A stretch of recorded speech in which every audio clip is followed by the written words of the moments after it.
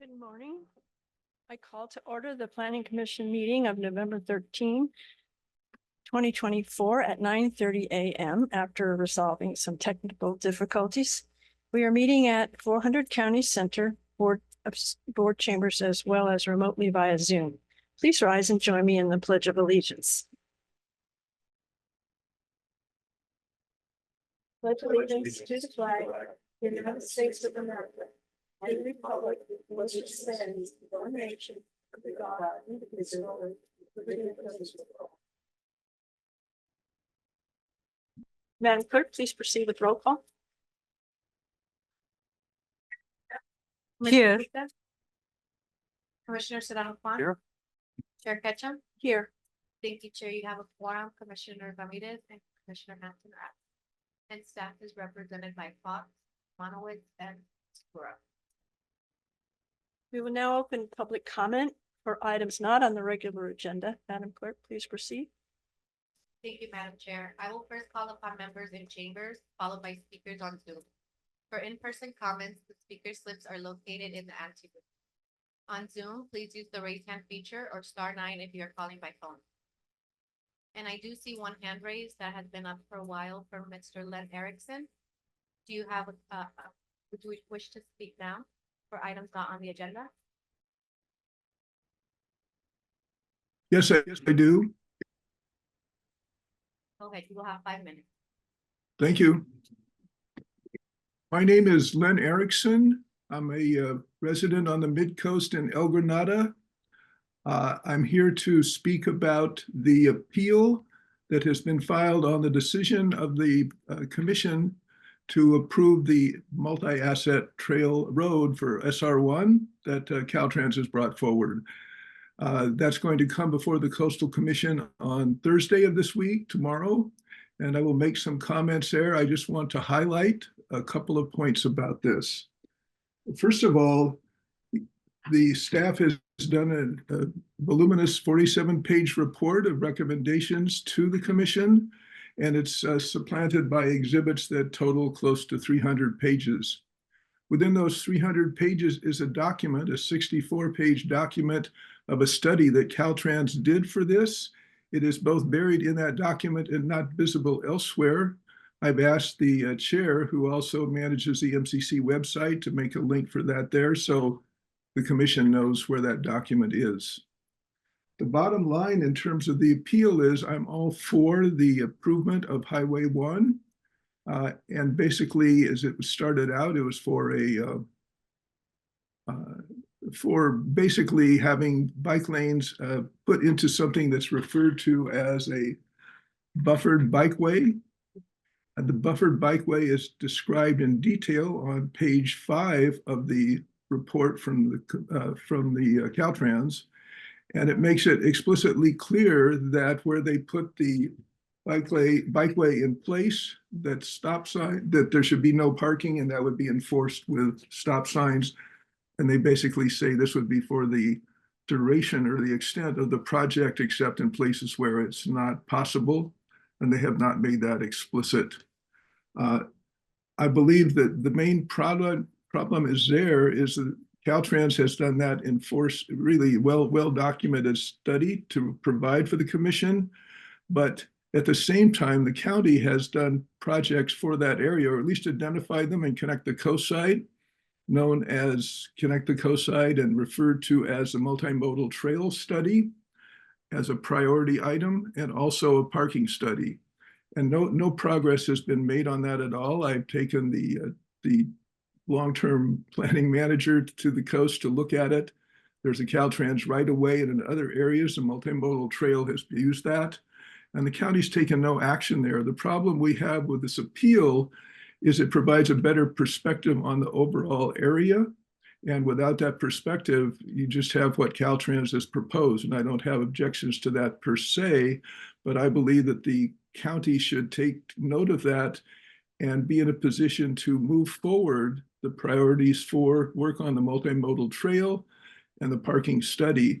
But more broadly, there's at least 7 or 8 other agencies and entities that have play in this area, and they all need to come together to work on it. That's been noted by the staff, But in terms of how that happens, nobody's really raised their hand to take that kind of role yet. Caltrans has done its part, but they're only one agency. So I bring this to the commission's attention as something that the county needs to look at and reach out to these other players. And I'll cover my thoughts to the commission and report tomorrow. Thank you very much. With that, Madam Chair, we have no further comments. Thank you. We will now close public comment for items not on the regular agenda. Moving on to the consent agenda, do we have a motion to approve? I move that we approve the consent agenda. Second. Thank you. That was a motion by Commissioner Gupta and a second by Commissioner Serrano Juan. Commissioner Gupta, Aye. Commissioner Serrano Juan. Aye. Chair Ketchum. Aye. Thank you. Motion carried. Thank you. We will now move on to the regular agenda. Madam Clerk, please introduce item 2.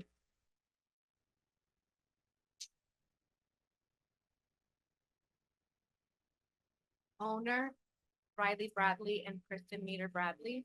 Applicant Katie Kustick, Fat Pen Studios, Inc. File number PLN 2024-00141. Location 167 Avenue Portola in El Granada. APN 047-208-110. And your project planner is Luis Topete.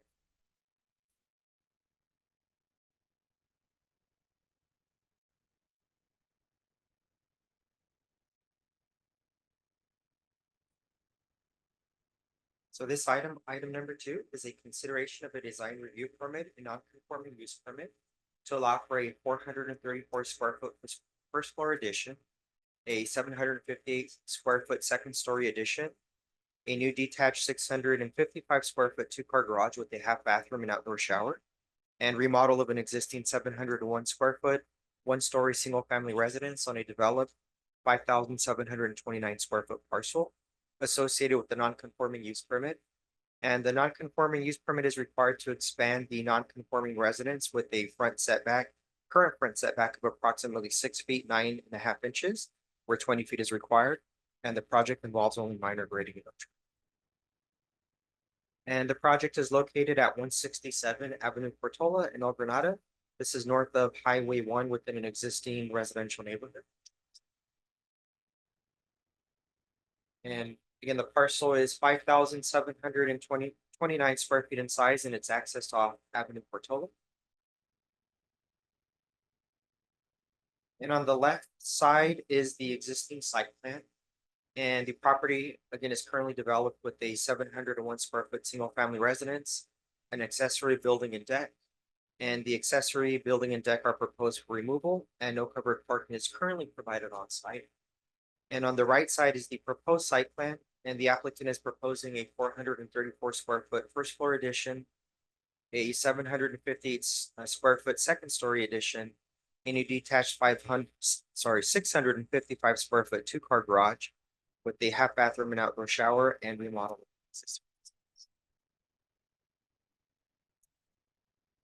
And these are the elevations of the existing house from all sides. So that's what is existing. Next slide. And these are the elevations and cross sections of the proposed 2-car garage with the half bathroom and outdoor shower.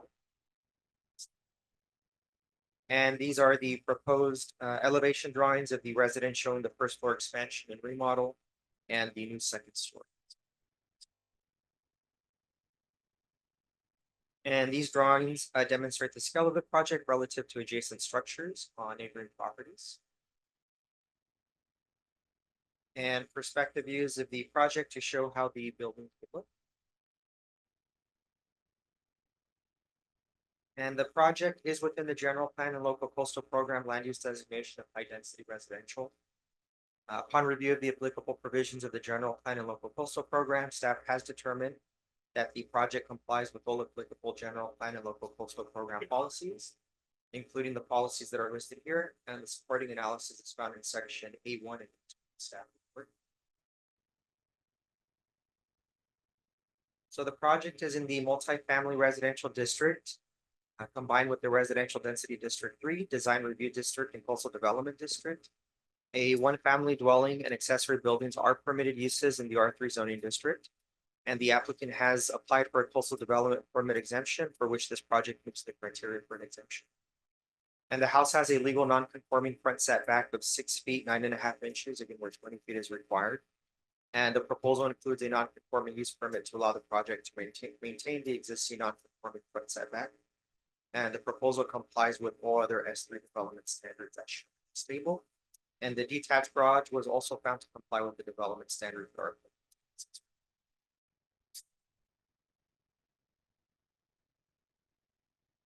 And at its September 12th meeting of this year, the CDRC reviewed the project for compliance with the design review standards and recommended conditional approval.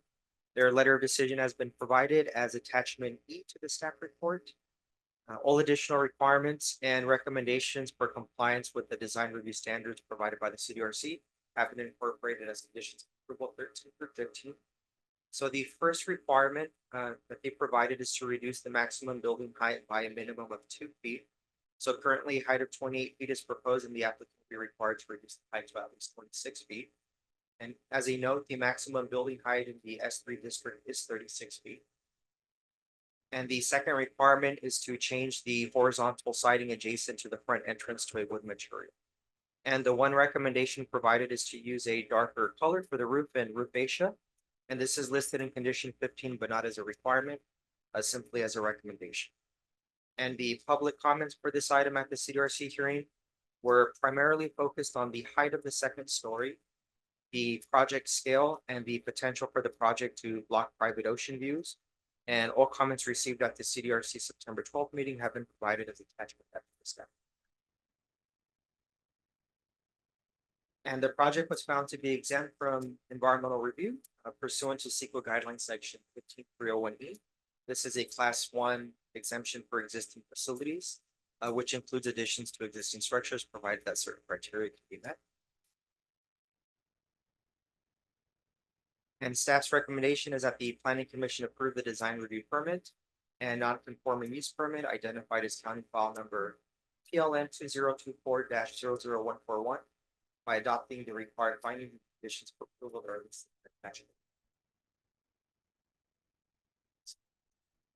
And with that concludes my presentation. I'd be happy to answer. Thank you. Do our commissioners have questions for staff? No?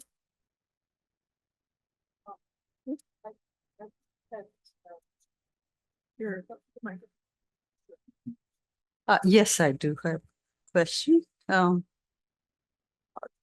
As part of the staff report, it said there are some accessories on the property. Do we know what accessories are on the The property?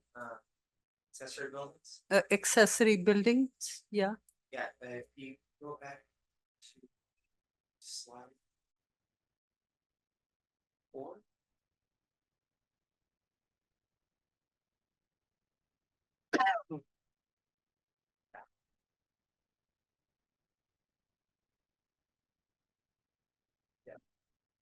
And so if you see on the left-hand side towards the rear of the property there, so the accessory buildings refer to that, the accessory building on the top right, and there's also a deck on the top left there. Sorry, could you repeat that? Yeah, so the one accessory building that's on the property is that storage building on the top right of the property, Okay, and there's also that deck on the top left. okay, okay. So there's no like a pool or a spa. I was just, Correct. Yeah, I was just looking at with the garage, there's a outdoor shower and things, so it's not that there's a spa or a pool or Not existing, correct, so the on the right hand side of the screen is the proposed site plan, so the garage would include that interior bathroom. all right, and regarding lowering the height of the second story by 2 feet, is that condition already there as part of approval? Yes, that is correct. It would be condition number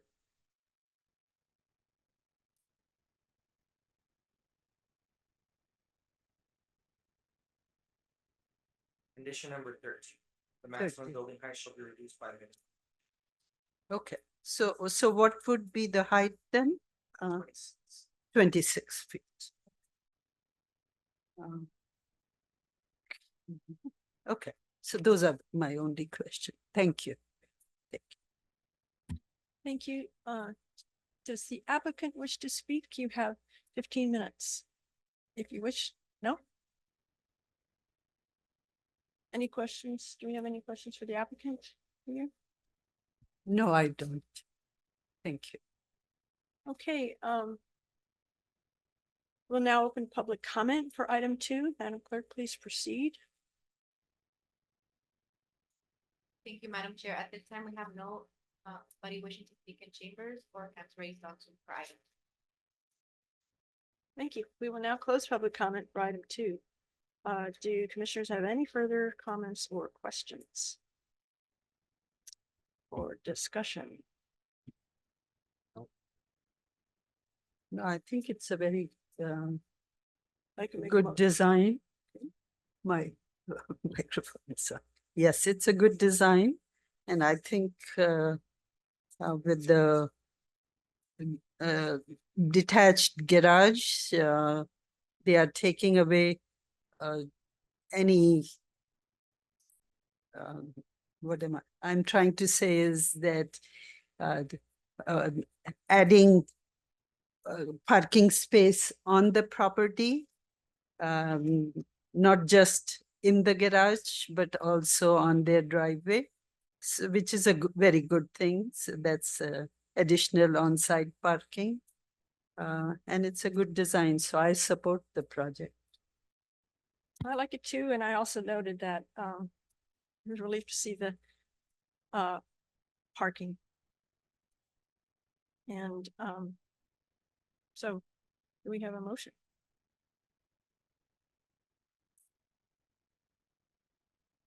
I motion that planning commission approve the design review permit and non-conforming use permit county file number PLN 2024-00141 by adopting the required findings and conditions of approval listed in attachment A. I second the motion. Thank you. That was a motion by Commissioner Serrano Kwan and a second by Commissioner Gupta. Commissioner Gupta, Aye. Commissioner Serrano Kwan. Aye. Commissioner Ketchum. Aye, Thank you. Motion carried. thank you. We will now close item 2. Madam Clerk, please introduce item 3.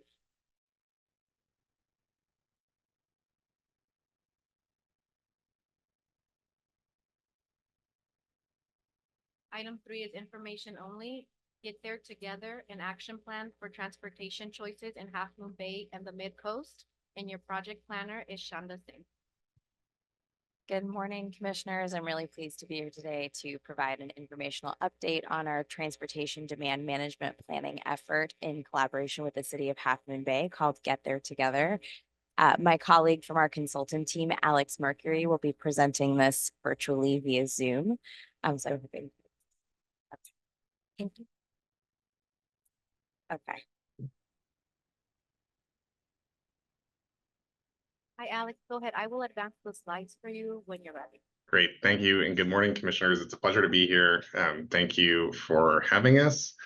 I am Alex McCurry. I'm part of the team that put together the Get There Together plan, and I'm happy to share a little overview with you all today. So we can go ahead to the next slide, please. So a little bit about the plan and the project. This was a joint effort between the county and the city of Half Moon Bay, covering the unincorporated Midcoast and the city of Half Moon Bay. And it was funded through funds from the TA. The study area, as you can see on the map to the right, again, includes the unincorporated areas, and those are indicated with the lighter gray dashed line. And the red line there you'll see is to illustrate the fact that the subject matter of the plan, programmatic transportation solutions, tend not to have a firm fixed boundary. They impact how people get around, without without stopping right at the boundary of a study area. So the things we learned and the recommendations in the plan are a bit general in that sense, in that geographic sense. We can go to the next slide. So for folks who may be less familiar with transportation demand management, or TDM, it refers to all kinds of different programs and policies that make it easier, safer, and more affordable to get around without driving alone. So that could include improvements to expand different transportation options by adding services like transit or shared mobility services. It could include ways to improve parking management to help address the experience of parking and use parking more efficiently. It could include financial incentives, things like discounts for transit passes that help make choices more affordable or more desirable for people who are thinking about how to get around. And it could include, and often does include, a lot of marketing, information, and educational materials that help people learn about existing options, plan trips, and become comfortable with new modes of travel. Next slide, please. Some of the benefits of TDM are that it helps ease traffic congestion by shifting people from driving alone to other modes, either shared rides or other modes of travel. It provides more choices and by expanding transportation options, which can provide more flexibility and redundancy in people's travel needs. It reduces greenhouse gas emissions associated with single occupancy vehicle use. And it lowers transportation costs, again, by expanding options and making more affordable options easier for people to use. The quick overview of our timeline here, we're nearing the end of our work. We've done a lot of, began with a lot of analysis of how things work today, what the different options are, what the travel patterns are. We learned about some best practices to offer some ideas for the Midcoast. We did a gap analysis to really understand what was missing or what could be addressed through the plan, and then spent a lot of time developing strategies and recommendations, including through input and collaboration with community members and implementation partners along the way. So the draft plan is available for review currently through November 22nd. We're gathering some final public input, and we'll be incorporating those comments and presenting the plan for approval in early 2025. So I'll go through now a quick summary of our findings from those earlier stages of our project. And here are 10 kind of key takeaways or findings from our work. So number one is that today driving is the default travel mode for most people and most types of trip in the Midcoast. It applies to commute trips as well as other types of travel. Number two, transit, walking, biking, car share, and other alternatives are limited. The options are limited. The use can be limited due to barriers or logistics or unfamiliarity or a range of different reasons, but those are less common travel modes today. Number three, options that do exist are not necessarily well known, or there are barriers that limit access. So transit services or shuttle services that exist today, we learned that a lot of folks don't know how to use them or can't use them due to the way the services are designed. Number four, gaps that make it difficult to use existing options and create barriers most acutely impact people who live in equity priority areas. So those gaps are additionally challenging for people who may have more limited resources or more constraints in their travel. Number five, tourist traffic, we heard a lot about, creates regular roadway congestion and safety challenges. We can go ahead to the next slide.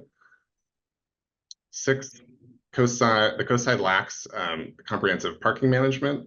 There have been some more focused studies or looks at local neighborhoods or communities or parts of the coast side, but there has been not very much broad coordination about how parking is managed across the whole coast side. Number seven, regional TDM regulations through the county or through CCAG or at the county level or even at the state level aren't necessarily well suited to achieve the local TDM goals in the coast side.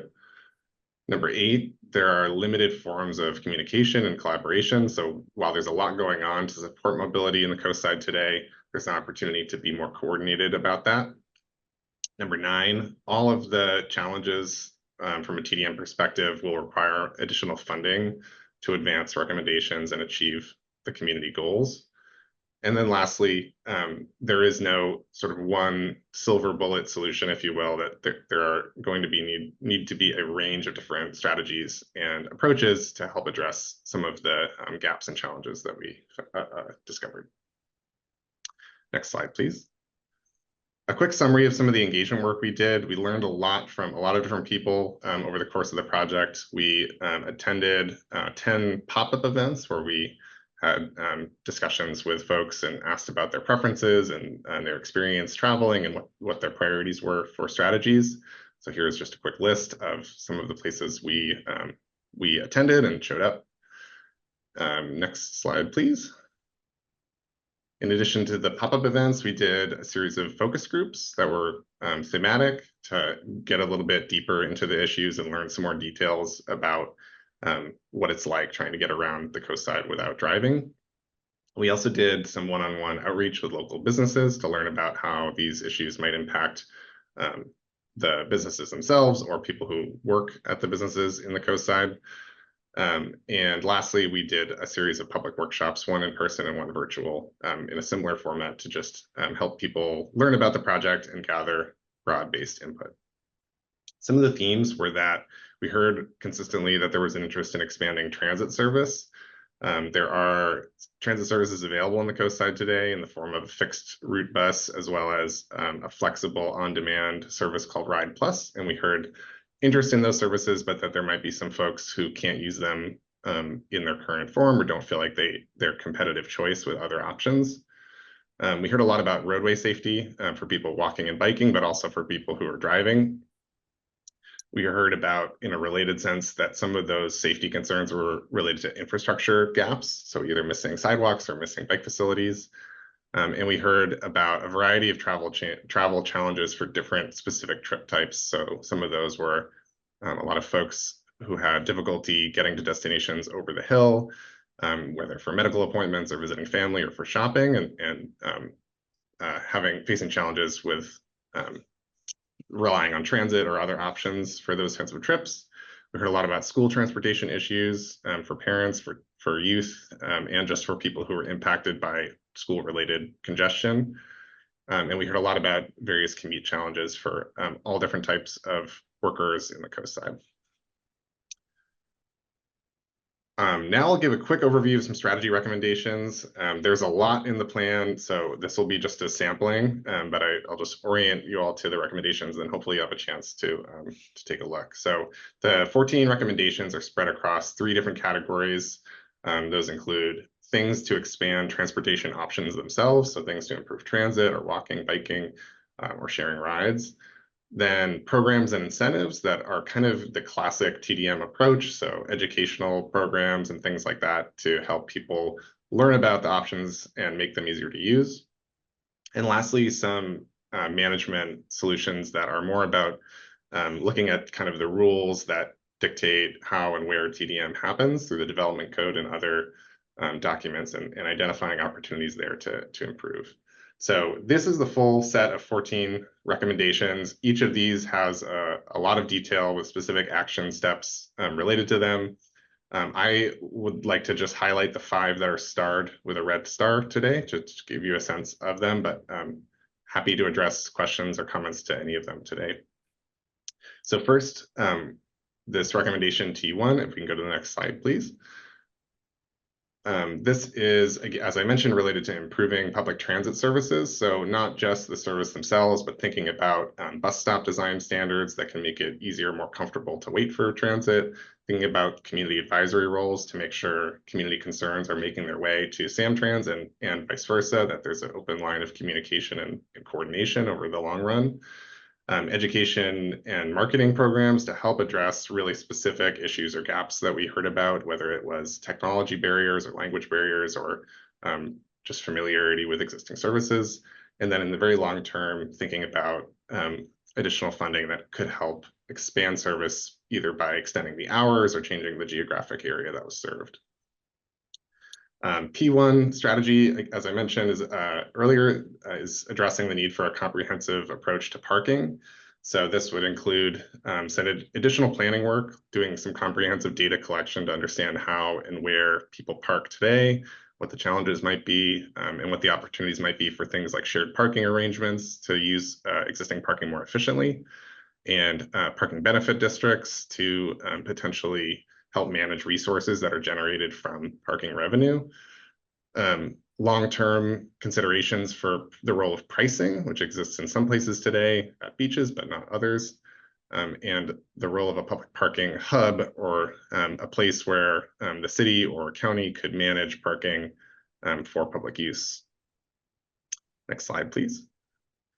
Strategy P2, this is sort of the classic TDM. This is really investing in resources for staff to get out there and do educational events, develop marketing tools and information to distribute about, again, different travel options.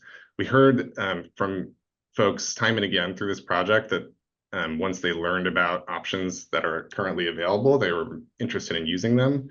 So this is a real opportunity to invest in existing services where investments have already been made, and get more value out of them by making them a bigger part of people's travel choices. Strategy M1 here is, again, another opportunity to just invest in resources. TDM takes a lot of staff time. It's a lot of coordination. It's a lot of preparing materials. It's a lot of applying for grants. So our recommendations here are some opportunities to sort of step up towards higher dedicated TDM capacity, first through a TDM fellow, and then eventually through a dedicated TDM coordinator, and potentially in the long run, if needed, looking at some ways to have some structural support through some sort of TMA, or Transportation Management Association, which is a sort of long-term idea to provide a platform for collecting and managing TDM resources in a focused geographic area. Lastly, the last strategy I'll highlight today is just looking at the opportunity to adopt a local TDM ordinance. There are TDM requirements today for projects that are built in the coast side if they meet the thresholds for countywide TDM requirements through CCAG. But those requirements and the type of development that those really are tailored for are not common in the coast side. So, and the options, the transportation options that they incentivize are not necessarily available or the most needed in the coast side as well. So there's an opportunity here to do something that's more tailored to the local needs and provide a little bit more local benefit. That will wrap up my overview of the strategies. We can go ahead to the next slide, please. And I'll just summarize by saying, as I said earlier, there's no single silver bullet strategy. These are meant to be mutually supportive and complementary, and they will take time. So the implementation plan lays out our recommendations for how to sequence them and build capacity over time. All these recommendations will require new resources. So that, that's something I think we've tried to be very clear and open-eyed about in the plan, that there are things that are sort of low-hanging fruit. There are things that will take large new investment, but right now there are limited resources, so they will all take net new resources. And lastly, partnerships will be essential. There's a lot of incredible work done in the coast side today. We've met with a lot of the regional folks, and I think there's a real opportunity there to collaborate, which can help address some of the resource questions, but to build momentum off the great work that's already being done. Lastly, I'll just give an overview of how we're kind of wrapping up the project. Again, we have kind of iterated our plan. We have a public draft out now that's been available since October 16th for public comment. It will be available for November 22nd, at which point we'll be making some final revisions and then presenting the plan for final consideration in early 2025. If you'd like to see the plan or learn more about our work, you can check out our website. We'd be really appreciative if you would share the website for folks to view the plan and read about it and share feedback through the survey that's available on the website as well. So we hope to hear from you, and we're grateful for your time. I think that that wraps us up.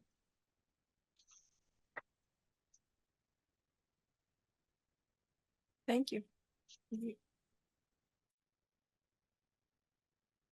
I'm just here in case you have any more questions, but that really was the presentation. And if you have any comments you want to share that we can document, we'd be happy to. Do you have anything? That's a very good presentation, very concise. And I would like to see this also posted online. So we can go back and take a look at it when needed. So we can see like in a concise manner rather than going through the long report there. Okay. So I have some questions too.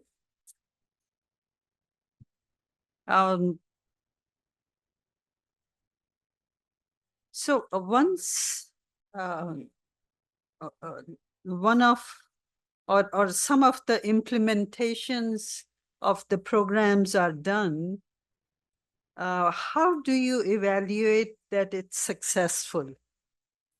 It's a good question. I think that, and of course, I'll let Alex chime in as well, but I think it really depends on the program, like whether we're looking at program objectives versus overall objectives. So I think we have a goal to reduce vehicle miles traveled. We have a goal to reduce single occupancy vehicle use, and then we have different goals around program participation. So depending on the actual program itself, so suppose it's a incentive, financial transit pass incentive, we might look at who our participants are, whether we are reaching our maximum capacity for how many passes we have, and the use that those passes are actually getting once they're distributed. So for example, commute.org has a program right now that in partnership with Caltrain, I think it's a pilot program where they're offering limited numbers of passes, Caltrain Go passes to certain residents that have that qualify from an income perspective. And they're looking at, how often are those individuals that have the pass actually using them? Where are they going? Sort of the extent. And then some of the larger sort of metrics, are usually collected at a more regional level through some of our transportation modeling or big data like Streetlight.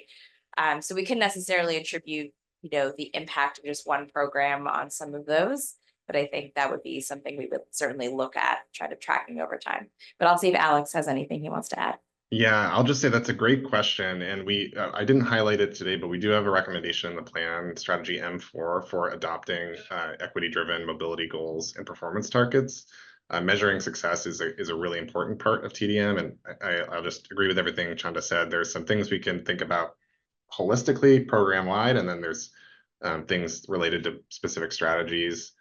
And there are a few best practices referenced in the plan that I think do a good job of not only measuring data, but then sharing it publicly so that people can understand how behavior is changing. So mode shift, affordability, reducing vehicle miles traveled, all of these things can kind of shed different light on how the programs are working. And I think there's a little bit of more work to be done and potentially some community collaboration to make sure that those metrics really reflect the priorities of the community.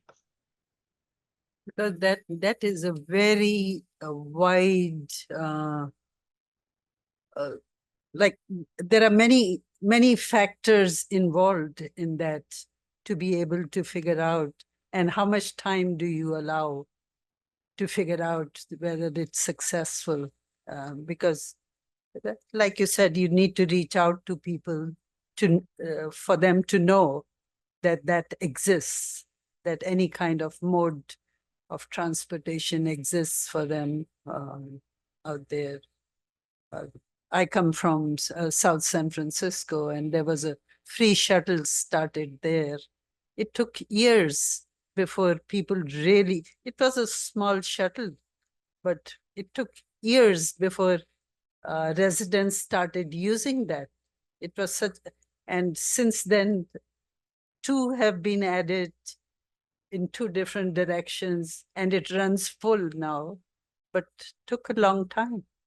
Yeah, But- I think you're absolutely right. And I think that's why certainly some of the sort of bigger service changes that are being led by Samtrans, they went through their reimagined Samtrans process, which led to the development of the new Ride Plus service. And they've actually seen, quite a bit of ridership, but, they're looking at sort of 5-year operational sort of increments, right? So we're looking at what, and I think that's one of the things that has been highlighted in the plan as well, that there's a lot of existing programs right now that could be further leveraged or promoted, including service opportunities like Ride Plus that we could then further refine for the next iteration of the operational plan.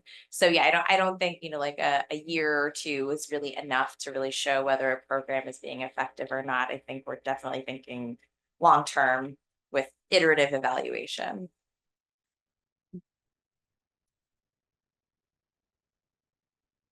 And in terms of implementation,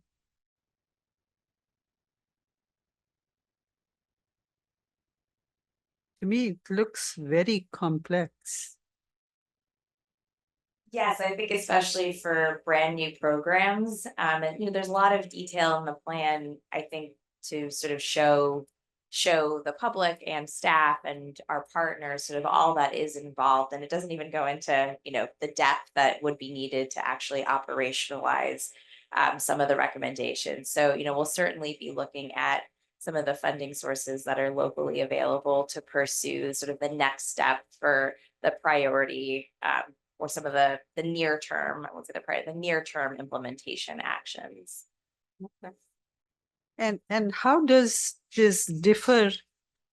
Like, I know it's at a smaller scale, differ from Connect the Coast Side. So Connect the Coast Side focus largely on infrastructure improvements, and one of the programmatic policy recommendations was to pursue a transportation demand management plan. So this plan really does not focus on infrastructure, where should bike facilities go, exactly what sidewalk gaps there are. Though some of those types of recommendations are in Connect the Coast Side. This really focuses on sort of the other really big part of our transportation opportunity is making sure that people are using the full suite of options that are available to them, and making sure that if they aren't using them, kind of trying to understand why that is, and promoting using those other types of transportation when the opportunity is available. So there's a recognition, as Alex mentioned, that this plan is not focused on infrastructure, and infrastructure gaps are certainly important for us to complete in order for people to change their travel mode away from a single occupancy vehicle for certain trip types.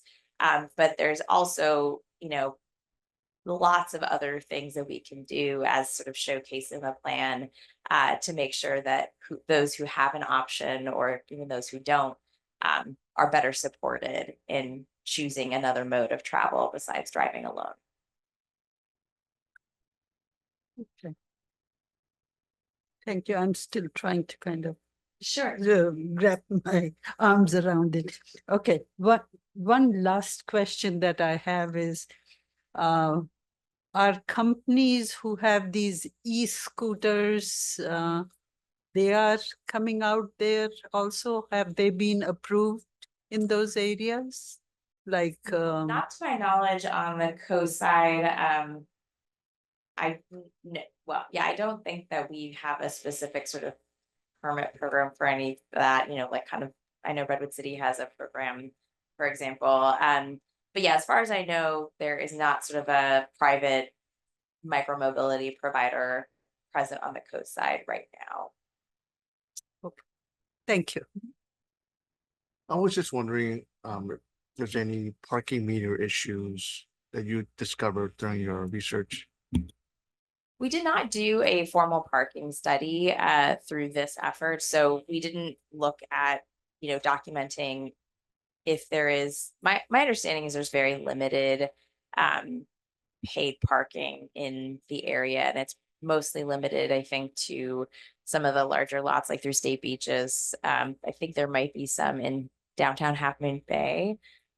Alex, do you remember that actually? But anyways, we didn't explore that as an effort. I think what we're trying to, illuminate in the plan a bit more is that parking is a really important part of the transportation system, and managing that parking, where it is, how people find out about it, and how it's priced is important for the county and the city to collaborate on, to sort of make sure that existing parking people know about, so they're not circling to find a spot, and that there are opportunities if the county and the city, or the city, wanted to pursue paid parking as a policy, although that the exploration of that is sort of what's recommended in the plan, that a lot of other communities have found benefit in establishing what's called a parking benefits district, so that any resources that are raised are then invested locally back into streetscape maintenance or furniture or other things that the community might want. So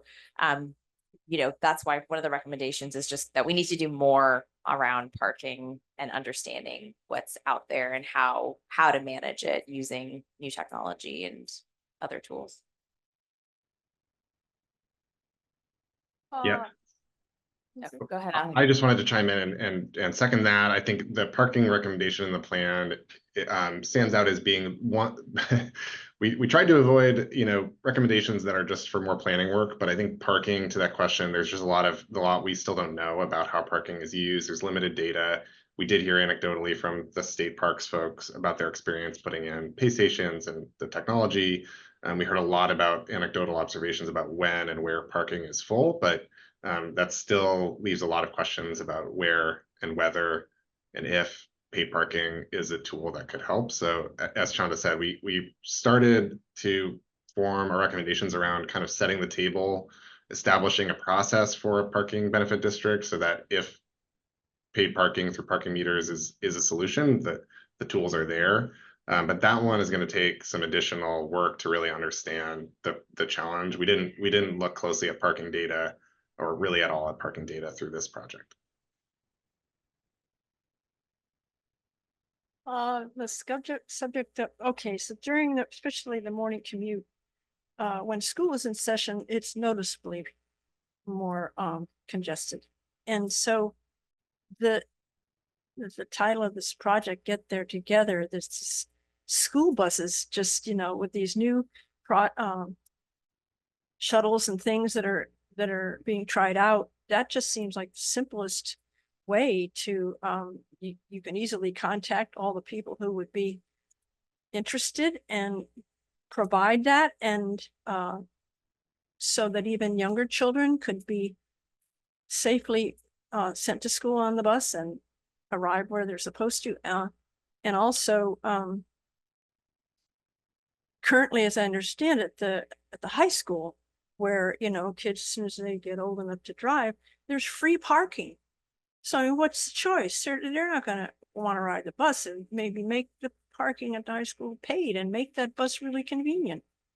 Those are some, just, I don't know, it seems now more, and we lost the buses, I guess, about 20 years ago, but the issues seem to be more, it's swayed more toward the visitors, or, good weather, people coming to the coast, which everybody supports that coast available to the people, but that seems to be the worst challenge in this area. So those are my comments.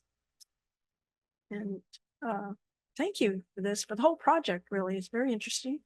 And thanks for everybody involved. Thank you. We really appreciate, the opportunity to present. And again, really, if you have networks, other people that you think would really enjoy reading the plan or providing us feedback, we really appreciate promoting it through November. Yes, thank you. Thank you, Chanda and Alex, for the great work. And this will not be the end of our conversation when it comes to transportation management. So thank you for staying engaged for the discussion, and I look forward to reporting back to you about some of the accomplishments that will come out of this plan. Thank you. We'll now close item 3 and move on to items 4 through 6 from the director. Yes, thank you, Madam Chair. There is no correspondence to report today. We're only scheduled to have one meeting in November. And the meeting that we had scheduled for December does not currently have any items on it. So that will be canceled, which means that our next meeting will be January 8th in the new year. And that should give us adequate time to get ready to move to the new chambers. So more information will be provided to the commissioners about that. And I hope you all have a wonderful holiday season and look forward to seeing you in January.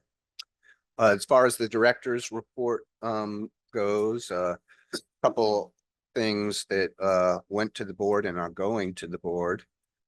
Yesterday, the Board of Supervisors approved the first reading of the new REACH code. As you might recall, the county had established supplemental requirements in our building regulations that required new homes and businesses to be all electric. There was a lawsuit in Berkeley that precluded us from applying that. And so yesterday, the board adopted a new approach to applying the REACH codes that's a performance-based approach. So it provides applicants with the opportunity to choose a variety of different types of appliances, including gas appliances, if that's what they prefer. But it sets a threshold for emissions that needs to be met. So if a project proposes to include gas appliances, then they're going to have to increase the efficiency of the home in other ways. So we expect this will be part of the upcoming building code that will be applied throughout the state to all new projects. The county is just getting ahead of the curve in terms of adopting this now and requiring its implementation now in the interest of helping us to achieve our emission reduction goals. Coming up on the November 19th Board of Supervisors meeting, I will be making a presentation to the board on the department's performance over the course of the last year. If you've been tuning into some of the board meetings lately, you've probably seen some of the other departments doing their biannual performance report. And so we'll be doing that on the 19th. We'll also be bringing forward the North Fair Oaks Community Plan 10-year review project for the board's consideration, as well as a contract to upgrade our Excella system. As many of you know, the department upgraded the Excella system to enable applicants to apply for building permits online. The upgrade that we are pursuing now will allow applicants to apply for planning permits online electronically. And in conjunction with that, we hope to automate a lot of features that will both streamline the process and lead to greater consistency. Also on November 19th, the board will be considering an update to the planning and building fee schedule. This also includes the fire marshal's fee schedule. And these updates are important in terms of allowing the department to capture the actual cost of providing the services we're providing. And then there'll be a second reading of the REACH code, which will need to occur before we submit the REACH code to the Energy Commission. The State Energy Commission is going to need to certify this REACH codes before they take effect. So the second reading of that will occur on November 19th. There's two other items that will be going to the board between now and our next meeting on December 3rd. We'll be presenting a proposed Williamson Act contract in Ag Preserve for a property in Pescadero at 7,000 Stage Road. And then on December 10th, we will be reporting to the board on the Midcoast Park mitigation fees that were collected over the course of this year. So that's an annual report we make to the board regarding mitigation fees. And then finally, as noted by the speaker during public comment, the Coastal Commission will be considering an appeal of the Caltrans Highway 1 multi-asset check at their meeting tomorrow. My understanding is that the staff is recommending that the commission determine the appeal raises a substantial issue due to the loss of parking associated with the construction of the bike lane, and then approve the permit with an additional condition that will require Caltrans to study options for replacing that parking somewhere in the vicinity and to actually construct that replacement parking within 2 years of the commission's approval of the permit. So at this point, staff is remaining neutral on the recommendation. We don't have any objection to what the commission staff is proposing. And that concludes my presentation. I'm happy to answer any questions you may have. Any questions?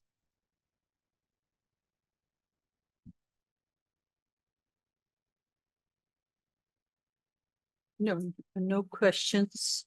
Only I think on the January, for our January Planning Commission meeting, we should have changing of the guards. No, sorry. That's right. We Oh. typically do the election of the chair. Chair, the first election of meeting the in chairs, January. right. That's right. That will plan on that being on the agenda. On the January Yeah. meeting. Correct. Usually Commissioner Hanson brings that up, but since he's not here. It's good we have you as backup. Regarding one of the recent emails about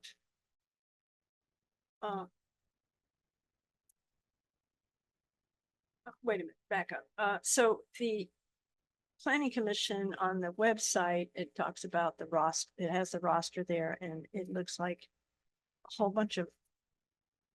So when we're electing a chair, do we need to consider who may be sort of on their way out or what? I mean, we don't know what the makeup will be. How does that usually work? I think the elections that the planning commission has had for the chair have been done without, as you say, without knowing the potential that a commissioner might be replaced. So I think that hasn't factored into the elections in the past.